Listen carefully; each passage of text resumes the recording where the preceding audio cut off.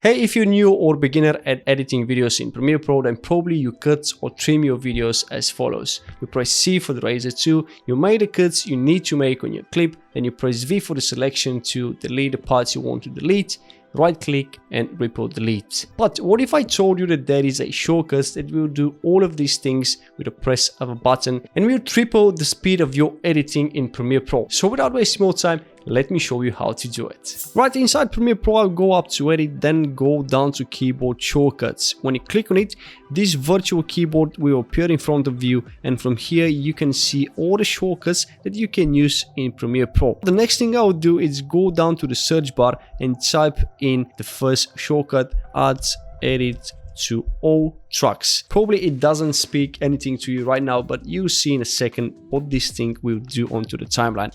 So I'll grab it and drag it over W. And by the way, it's not necessarily you have to use these buttons for your shortcuts. You can use whatever buttons you like on your keyboard. Then the next thing I'll do is go back to the search bar and type down trim next. I'll grab this repo trim next edit to playhead and drop it over Q. And the next thing I'll do is go down to OK and click on it. So now I'll play this clip and see where I would like to make my next cut of your editing in Premiere Pro. So without wasting more time, I would like to make the next cut over here. So what I will do is hit on W, and this will cut all the tracks onto the timeline. And now I'll take the playhead and place it over here because I don't want this part of the video. So I'll hit Q, and this will read off of the part I don't want in this video, which is called repo delete. So I hope you found this video useful, and if you did so, please hit the like button and subscribe to my channel for more videos like this one.